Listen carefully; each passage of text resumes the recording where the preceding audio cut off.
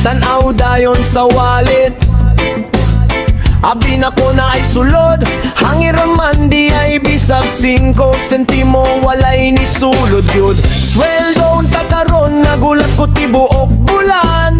Pero pag check sa ATM, insufficient balance ang tubag kanunay. Nagkape ko utang, panrasad utang.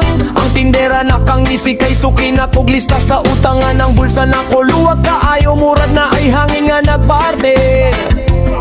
Ang problema lang, ang bills nagsunod ug bisita adlaw-adlaw gyud dire. Ang kuryente na text, bayad na sir. Ang tubig ni sabay murag group chat sa singil. Ako ni tubag ra, wait lang po loading pa. Kayang sweldo na kuha paghihapon ni abot o tadra. Hala! Wala na ako sweldo, overdraft na. Ang ATM na kumurag na ay kasakit sa kasing-kasing na.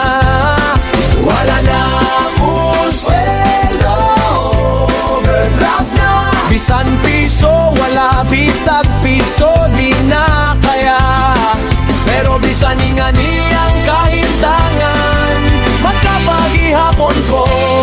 Kay lalaki ko, dili pwede mo hilak lang. Ay, ay, ay, ay, ay, ay. Ay, ay, ay, ay, ay, ay. Ang asawa ng utana, napatay bugas. Ako ni tubag na apalog, gamay na lang. Pang breakfast ug pang panihapon, salamat. Ang anak na ngayong baon, gustog juice ug snack. Ako ni tunol tubig ug kasing-kasing nga strong, okay ra ninak. Health is wealth, nga ay barkada mo ingon, tara inom ta karon. Ako ni tubag, next time na lang bro, overdraft ko ron. Sige ra kog smile, bisan sulod ka kompute. Unsaon pagbuhi ang pamilya sa sweldong murag ni mute. Usahay ka ko'y nakaayo magpakakusgan, pero para sa pamilya di good pwede mo hunong lang. Bisan ng kwarta magtago-tago, ang paglaok na ko magpabilin, dili good mapalo.